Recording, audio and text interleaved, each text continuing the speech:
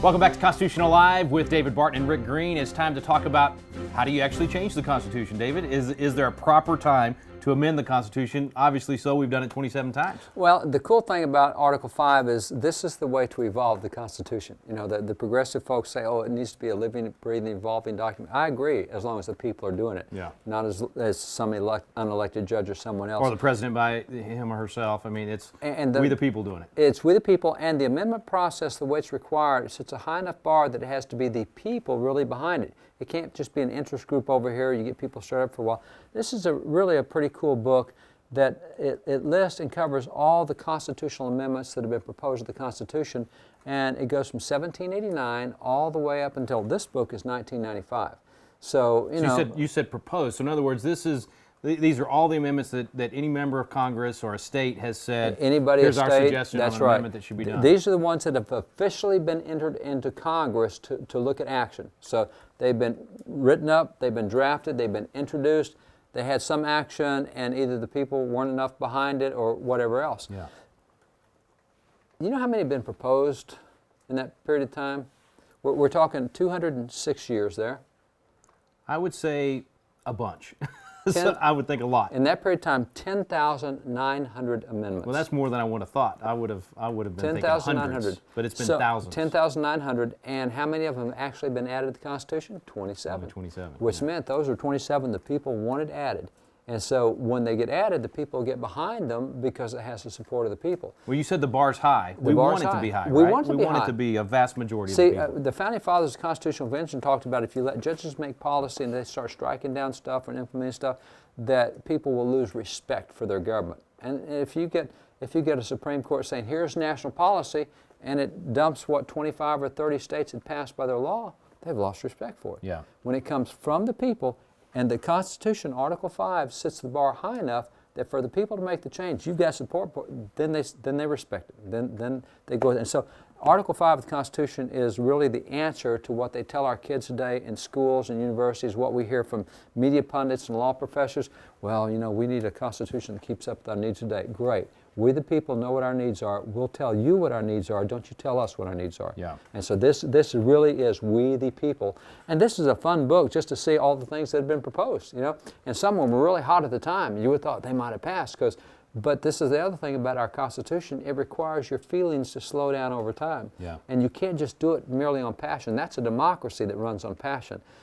A republic has to run on reason.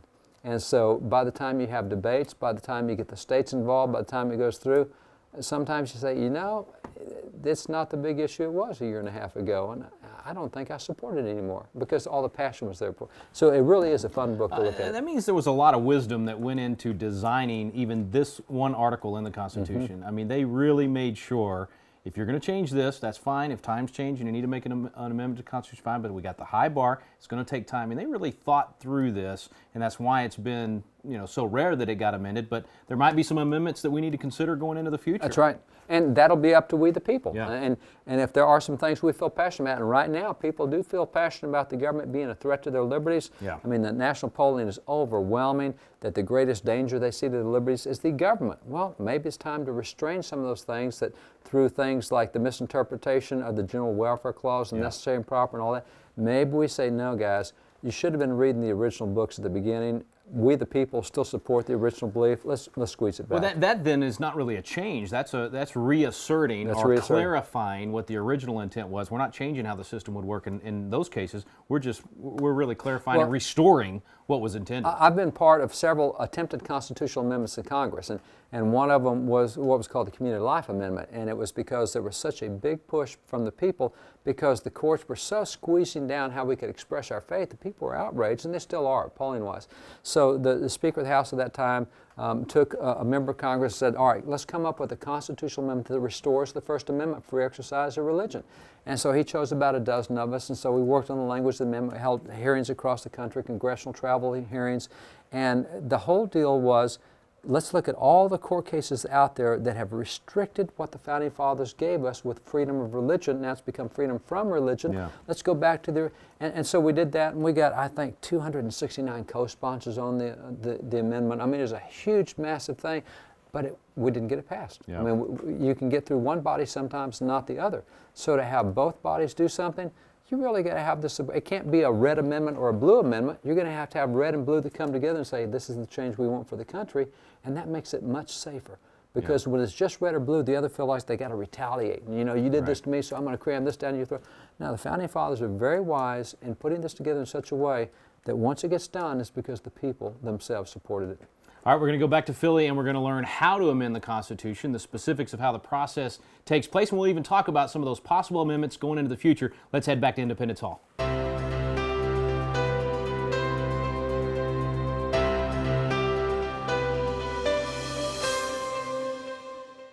The amendment process is actually an important part that we want to cover as well. It's just another one of those things we want to know where to plug in.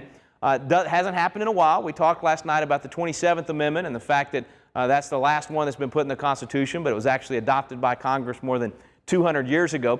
But just for our own knowledge of how an amendment would take place, if we wanted to amend the Constitution, if there was something in the amendment in the Constitution that we wanted to change, and there are a few things I'd like to see change in the Constitution. It's not perfect. As we said, we're becoming a more perfect union. So there's a few things in there I'd like to change as well. But here's how you got to do it. Two ways you can amend the Constitution. This is all right out of Article 5. We're not going to read through the whole thing, but let's just look at how it works.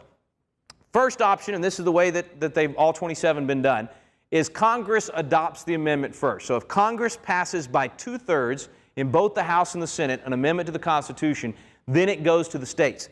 And then the states would either have ratification by their state legislatures or by constitutional convention. Most all the 27 were done by state legislatures. If recollection's right, there's 2 that were done by conventions, and that's it. Everything else by the state legislatures. The second option is a convention of states, as outlined in Article 5. And the best way to learn about this is to go to a website, conventionofstates.com. And I also recommend that you read the book by Mark Levin called Liberty Amendments. Now, this is done essentially without Congress. The only thing Congress does in this process is set the date and the location. So this is going to be something that the states want to do. It takes 34 states to call for the Convention of States, and then they would gather, and there's already a major movement taking place on this. Several states have called. And I urge you to go to that website, conventionofstates.com, because it really lays it out. It answers all of the objections. There's a lot of questions that people have about how this would work. Everything is answered at that website in an it's extremely effective in the way that they do it. Mike Ferris, and he's from Homeschool Legal Defense, and has argued cases before the Supreme Court. He's brilliant on this subject, has an incredible Constitution class I highly recommend. He is heading up the organizational side of this. And then Mark Meckler, big Tea Party guy, has teamed up with him to do this. So I encourage you to check that out, conventionofstates.com. And then I really do encourage you to read Liberty Amendments by Mark Levin. I truly do believe it's the most important book on the Constitution of our day. Even more important than my book, okay? That tells you how much I'm a big fan of it. I used to think dangerous, bad idea. But now I'm beginning to see the wisdom of the Founding Fathers that it's actually a good opportunity for we the people to get some amendments to the Constitution that need to be done, and then let the states decide whether or not it's a good or a bad idea. And with 13 states having the veto power, you know, frankly, and look, from my perspective and the way I lean on this thing and the momentum of the country right now to come back to constitutional governance, if we want to once again have a constitutional republic that reflects what these guys wanted, there's some good amendments that we could get done, and the momentum is with us. Most states, the number of states, side with us. The more progressive, if you will, living, breathing Constitution kind of folks, they have a fewer number of states. Now, we're about split in terms of numbers of people in the country, but when you break down the number of states, we have the advantage. I'll throw out a couple of my favorite. This is where I got the microphone, so I get to go for my amendments for the moment, and then we'll open it up and let you guys do. Here's a couple of mine. Balanced budget amendment. I think we need one. All right, I just think we got to rein them in. We got to put some sort of limits on these trillion-dollar deficits that we're passing on to our kids. I mean, we just can't withstand this anymore. We got a parental rights amendment. That's my second top priority on an amendment to the Constitution. 2 reasons for this one. The first one is the UN Treaty on the Rights of the Child. Really bad deal. Put your 12-year-old in charge of your house. I mean, it sounds great when you first look at the first paragraph, and then it goes downhill from there. It's a bad idea, and we don't need to allow it to happen. If you read the language in Article 6, treaties are equal to the Constitution. The Constitution and the laws of the United States which shall be made in pursuance thereof, and all treaties made or which shall be made under the authority of the United States shall be the supreme law of the land. So what happens when you allow that treaty to be adopted, it's equal to the Constitution and it's above your state law. So if the UN Treaty on the Rights of the Child is adopted, then family law in America, in your individual state, will be trumped by this international family law. It specifically says, shall be the supreme law of the land, and the judges in every state shall be bound thereby, anything in the Constitution or laws of any state to the contrary notwithstanding. So no matter what your state family law says, this new treaty is going to trump that. It's a bad deal. Don't want to spend a lot of time on it. I encourage you to go to parentalrights.org.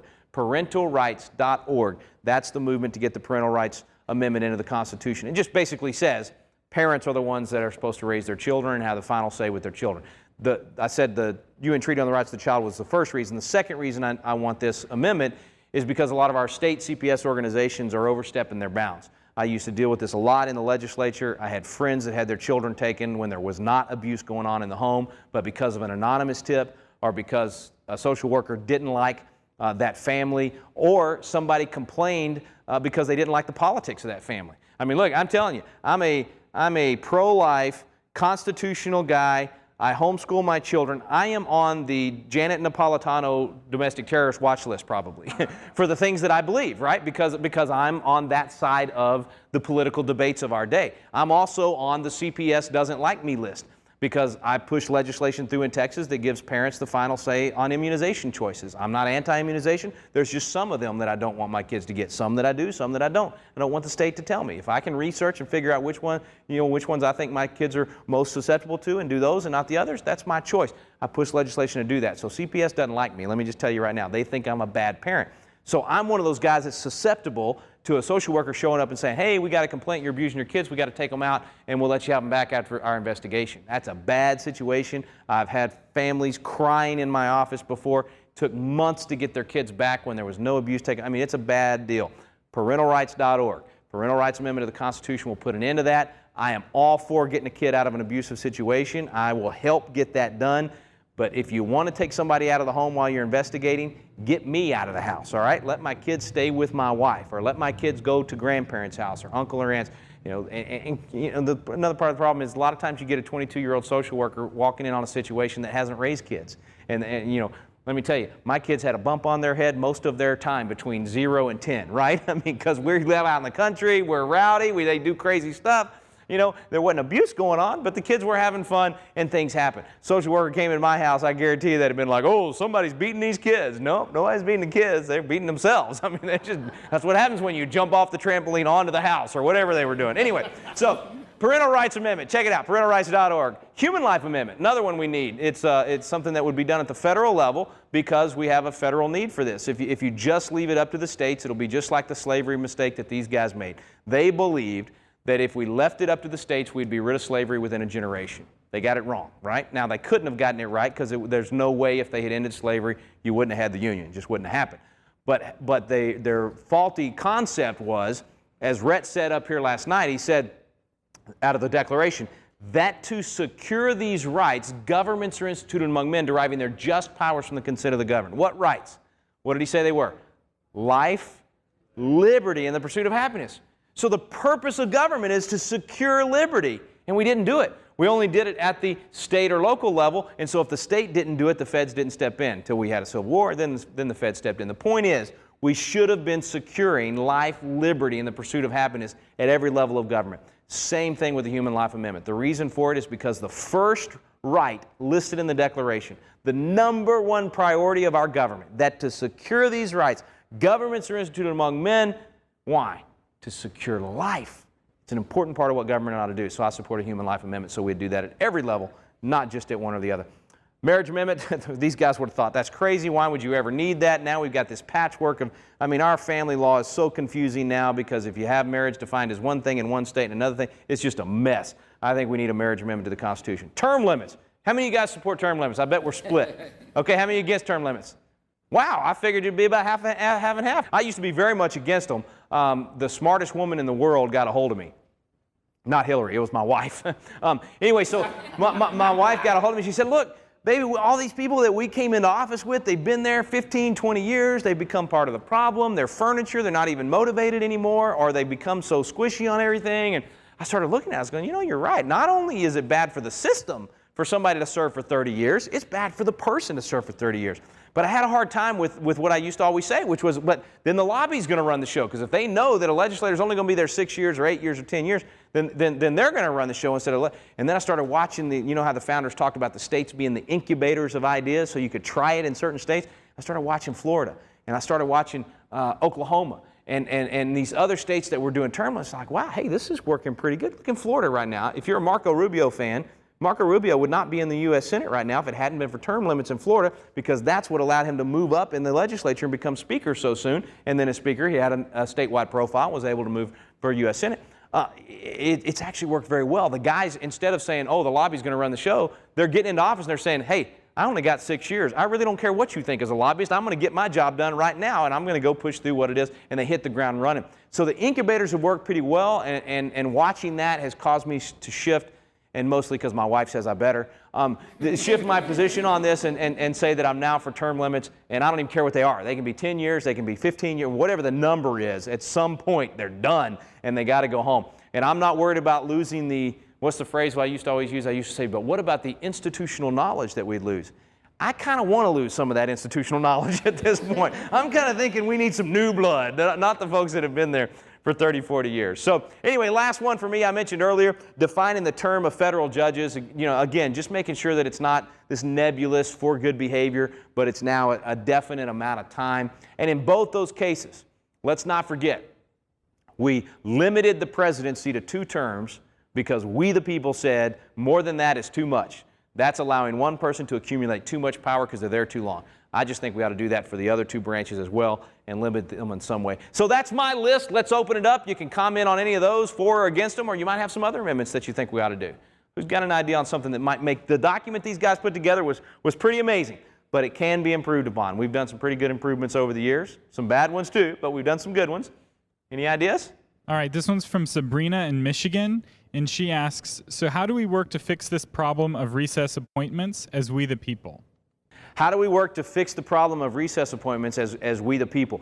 We have to, I hate to sound like a broken record, but we have to know how they work, what the document says, and then we've got to communicate with our members of Congress. We've got to communicate with the candidates for Congress to find out where they stand on this issue and say, we want this fixed. We want language agreed upon by the members of Congress where they'll tighten it up and they'll say, we're not going to approve. The Senate really is the one you got to work on here. We've got to have senators that are willing to say, we're going to filibuster every appointment of a president that uses recess appointments inappropriately and unconstitutionally. And so the Senate has to be the one to stand up, which means we the people have to choose senators that are willing, and we have to push the Senate to do that. The only other option would be a constitutional amendment. So you could add that to our list of constitutional amendments here to say, to clarify the language in the recess appointment there. And maybe you could just pick a time. I mean, I'm just brainstorming with you here. Maybe you actually define a recess and say that a recess has to be for more than 60 days or 90 days or whatever it might be. Yes, ma'am.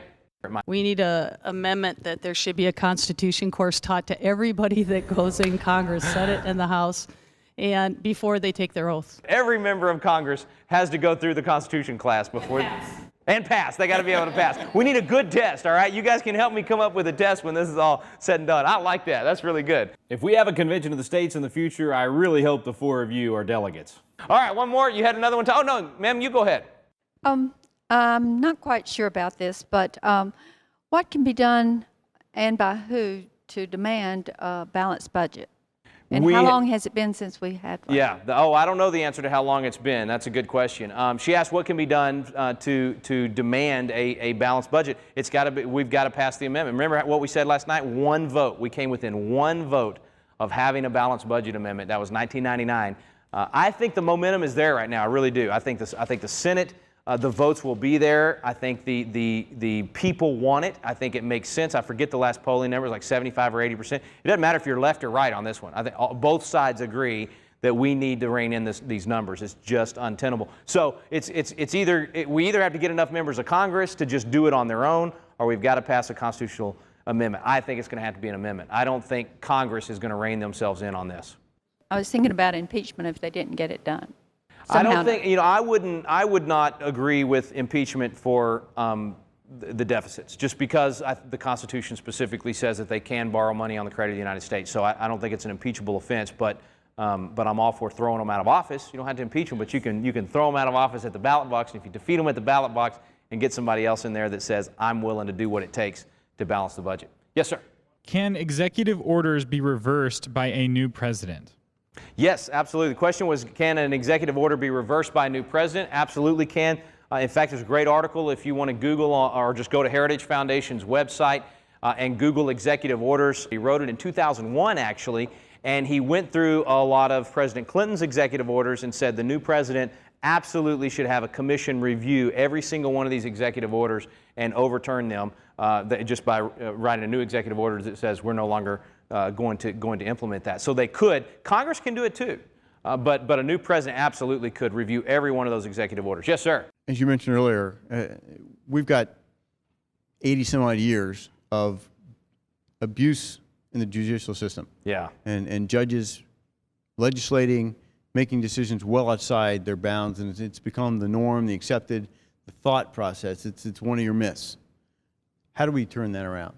That's a generational answer. That one will not happen overnight. And what he was saying was, you've got, what was the year you put on? I think you're about right, 80 years? 80. Yeah, I mean, it's been a long time of a judicial mindset that is unconstitutional. And how do you turn it around? It will not happen overnight. And it takes both pieces I talked about earlier. It takes us, we the people, looking for senators that will only approve judges that are strict constructionists, voting for presidents that will only nominate judges that are strict constructionists.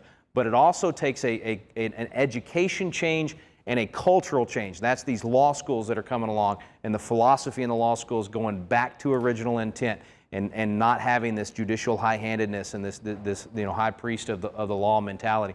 That's going to take a while, because you got to think about all the guys my age that went through law school 20, 25 years ago.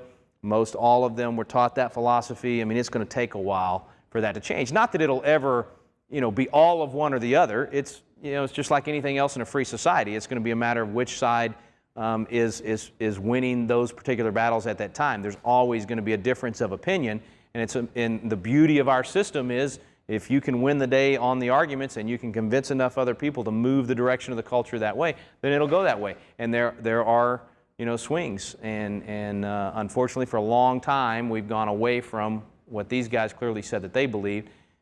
I really believe that tide is turning. I think there's some really great things happening in our country right now, and I don't think it's short term. I think we're not even close to seeing the crest of the we the people getting back engaged in their government and saying we want to go back to what these guys gave us in terms of those basic principles of freedom, and we're willing to do the hard work. We're willing to do the homework. You guys traveled here from all over the country to study the Constitution. That blows my mind. If you told me 2 years ago that I was going to be spending virtually every Saturday somewhere in the country teaching the Constitution for 8 hours all day on Saturday, that most weeknights I'm going to be doing an abbreviated 3-hour class, not in the buckle of the Bible Belt, in places like Chehalis, Washington, in Newark, Delaware, I mean, all over the nation, I'd have said, you're nuts. There is no way people are going to sit down and walk through the Constitution. I just didn't believe it would happen. Fortunately, there was a guy in Austin, Texas, that convinced me to do a class in Austin. He said, you just put it together, I'll get the people there. And he got about 50 people there. And I said, this was kind of fun. And when it was done, I was posting on Facebook and saying, hey, we were talking about this, the First Amendment, we were doing this on the judiciary, and this was fun. And all these people started posting on Facebook saying, hey, will you come here? Will you come here? Will you come to Michigan? Will you come to I said, well, I guess so, sure. Okay. And 2 years later, 5,000 people have been through the class. I mean, it's remarkable. And we're just, we're little bitty. I mean, I'm a blip on the radar. There are hundreds of classes taking place all over the country, studying the Constitution. It is exciting to me that it's happening. I think we're getting back on track. And when we come back, that's what we're going to close with tonight, is doing our duty. How do we do our duty under the Constitution? Because remember when we started, I wanted you to leave here with a burden to say it's my responsibility to save this document, to save this country, to save what these men put in place. I hope that as we've gone through the Constitution, that you haven't just thought how to hold the public servants accountable with this. I hope that as we've done this, you've constantly been saying, oh, that's my job. Oh, I see myself in there. That's a responsibility for me. It's not all about them. It's about us. What are we supposed to do as citizens? How do we be good citizens? What do we do to uphold the constitutional principles? And that's what we're going to close out with tonight. So we'll take a quick break for right now. We'll be back with Constitution Alive. Our right to vote is protected throughout the Constitution, so don't waste it. Every chance you get to vote, let your voice be heard and values counted. Okay, so we talked about a few possible amendments to the Constitution. Most of these that we discussed there at Independence Hall are really, again, back to this idea of restoring the original intent of the Constitution. It's not really changing the system, it's restoring what the founders intended. And one of those two ways to amend the Constitution, a convention of states. So this is an idea that the founders gave us. I mean, they clearly thought this would be a good thing to do when it was necessary. But some people have questions about how it would work if we had a convention of states. Well, even beyond that, some people don't even get to the question. Say, no, this is a terrible thing. And so it's a apocalyptic type of language. Man, if we have this, they will take over the convention. Right. We got all these guys out there who hate the Constitution, will take it over, they'll abolish the Constitution. Wait a minute, the founders raised the bar so high that it's not only going to take 38 states to ratify abolishing the Constitution, you don't have to have 38 states. You can just have one body in one state. I mean, if you got split legislatures, you can have a conservative House and a liberal Senate, and the conservative House says, well, we ain't doing it. It doesn't take 38 states. It just takes 38 bodies out of the 99 bodies that are legislative. Yeah, that's right. So I was thinking, even what I said in Philadelphia, 13 states kills a bad amendment. But like you're saying, actually it's less than that. It's half of those 13 states. So just one legislative body out of each of those 13 states, you can kill. And I have to admit, I used to be on a little bit of the fear side. I was like, man, I'm kind of worried about letting a bunch of people get together and possibly change the Constitution. It's not just those people in that convention that are, quote, changing and amending the Constitution. It's all of us. It's got to come back to us and get our approval. Well, you know, one of the things that got my thinking, because I was in the same way, I'd listen to all the apocalyptic type of language, and I don't want to lose the Constitution. You know, I mean, number one, we've already lost it. We're not using it now. That's true. That's exactly right. What if we lose it? And that's assuming that the worst. But, if we keep going the way we're going, we're going to lose it. We're going to lose it. So we got to do something. And you know, these are all the mights. You know, and we are in Texas, and we might have a blizzard on the 4th of July, and we might have a meteor come through and hit us while we're sitting here, and we might have a lot. But the one thing that got me was, it does not endanger the Constitution to use the Constitution. You know, I so appreciate the right to trial by jury in the 7th Amendment that I've got a trial coming. I'm not going to use the trial by jury because I think it's too invaluable to use it. That's a great point, David. I support free speech, but I'm not going to use it because I might endanger the First Amendment free. It's so precious, I can't. And I'm a big defender of the Second Amendment, but I'm not going to use it. But how can it destroy the Constitution to use the Constitution? That's a great way to look at it. If they gave you that tool, if they said there's two ways you can amend it, you can do it through Congress, where we've done it so many times, or if the states get ticked off at the federal government and they want to say, guys, we're pushing back, if we're going to use this 10th Amendment approach as applied by the Article 5 of the Constitution, it can't hurt the Constitution to uphold the Constitution by using the Constitution. That's right. And if I take an oath to uphold the Constitution, it also includes Article 5, which includes a convention of states. I can't say, I'm taking an oath to uphold the Constitution, except Article 5. I like the part about amendments through Congress. I don't like the part about convention. I can't do it. Well, and I remember in an earlier section you were talking about the fact that not only do we have that horizontal separation of powers and those checks and balances, but that vertical one as well. Isn't this a way for the states to actually push back against the encroachment from the feds? Isn't this the proper way to do it? Remember the Federalist Papers talked about that every one of those bodies had constitutional arms of self-defense. States, they had senators appointed, first off. We lost that through the 17th Amendment. But they have the 10th Amendment to defend them. And they also have a convention of states, Article 5, to defend them. Those are all tools that were given them by the Founding Fathers so the states could push back against federal overreach. So those are all potential uses, and quite frankly, the debate will go on. It's gone on for a long time. It went on back then. That's why they included that. It was not a novel idea that they just came up with out of thin air. It's because there were discussions already going on this topic back then. And so it's just new in our generation. It's being resurrected in our generation. You know, some did this by calling for a balanced budget amendment back a couple of decades ago, and there's still some calls for that, and that's fine. whatever it is, we're having to look at the Constitution afresh and anew. But my position is you do not endanger the Constitution by using the Constitution. Right. And you know, you said also before we went to Philadelphia this idea of because it's drawn out and there's a lot of debate and there's a lot of logic and a lot of reason. I mean, that's a good thing. If you think about it, this would cause, it'd be in the news, everybody would be learning about the Constitution. Each state is going to be debating this in their state legislatures.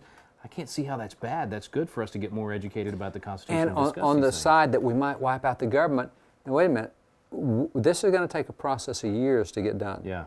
And by the time we have debates in the legislatures of all 50 states, and by the time you have a House and Senate debate, and by the time you see if you can get 38 states to come together on this, this is going to be thoroughly vetted through the people. We will have had discussions extensively on this. And by the way, the notion of being able to wipe out the Constitution at such a convention, and it doesn't exist. Yeah, that's a totally false premise. I mean, remember the current polling is right now, nearly 3/4 of the nation respects the Constitution. They don't think it's being used right, but they respect it. So they're not going to be willing to wipe this thing out. Well, and specifically to that, I've heard people say, well, what if you had a convention of states and they do the same thing that they did in the first runaway convention? Yeah, that's not possible because again, it's still whatever they do has to come back to the states. people. It's got to come back to us, and you got to have 38 That's states right. approved. And it's interesting. Article 5 actually limits that by saying amendments to this Constitution. That's right. Great It point. doesn't say you come out with a new Constitution. It says amend. Well, that's, you know, the original Constitutional Convention, they just met there to revise the Articles of Confederation. They came out with a whole new document. No, because had that violated what the states sent them there for, the states would not have ratified it. Yeah. The states knew that they probably could not revise the Articles of Confederation. You go try, but you know what? Get us a document that gets us into a nation. Yeah. And that's what they did. And it's interesting that you have examples through that process, even back in the Continental Congress, that the states were explicit with their delegates. For example, when we signed the Declaration, originally when we were debating the Declaration, Pennsylvania told its delegates, you do not sign a separation from Great Britain. As the debates went on, they changed positions, so they sent word to their delegates, sign, separate from Great Britain. Well, half the delegates refused to sign individually. So the state legislature popped them all out of there, sent new ones back. That's how Benjamin Rush became a signer of the Declaration. He replaced one of the guys who refused to separate like the state legislature had told them to do. So the question of, well, what kind of delegates might Congress appoint? Congress doesn't appoint the delegates. The states appoint the delegates. Yeah, that's right. And the states control the delegates. And if the delegates start doing something the state didn't send there to do, the state will just call them back home. Really easy. So the history is there. I mean, history answers all this. And so, again, I mean, we need to have open debates on this because it is a big issue. But this is, I'm not scared of using the Constitution. Yeah, use the Constitution to save the Constitution. That's right. It's not going to destroy it by any That's stretch right. of the imagination. You know, we had a question back at Independence Hall about executive orders and a new administration coming in. What are your thoughts on that in terms of if you come in as a new president and the previous president has done a bunch of executive orders, do you not have the opportunity to reverse some of those? Well, you know, I love what you said because the proposal from Heritage about having a commission to review every presidential, that is a great idea, and it's a thing that ought to be done. But let me give you some examples historically. Okay, you take executive orders. All right, here's president signing an executive order. But let me just give you 3 presidents for a moment. Okay. And executive orders oftentimes are associated with activist presidents who are trying to get around Congress or trying to do things the Constitution doesn't allow, so they do it through executive orders.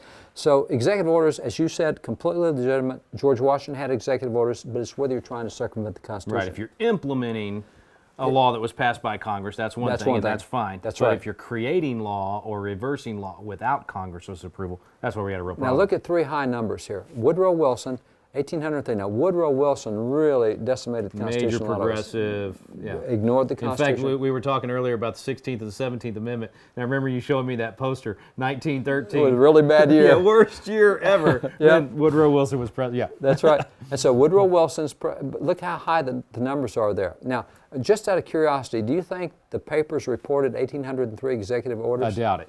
I doubt it, which is why you need a commission come in and look at all of them, because even the ones we hear about, you know, take any president you want, you may have heard of a dozen executive orders. No, there's going to be more than that. Right. Here's another president. Look at this, Calvin Coolidge, 1,203, and then look at Franklin Roosevelt, 3,522. Wow.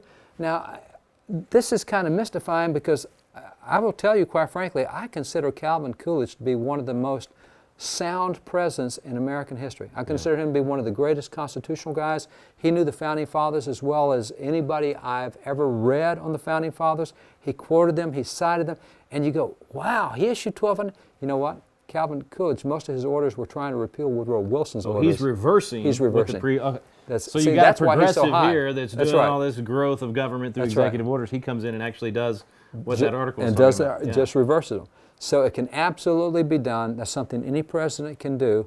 But the idea of finding out exactly what did that last president sign, and does that comport with the Constitution? Most folks don't even think of that when they come into office. They start getting busy with nominations. They start getting busy with hearings and foreign policy and cabinet appointments, and executive orders, really big stuff. All right, so we've covered the amendment process. We talked about every area, every branch of government. We talked about every article, all the amendments. When we come back, we're going to talk about you. We're going to talk about us, what we as citizens need to do to save our Constitution in our very last section on Constitution Alive with David Barton and Rick Green.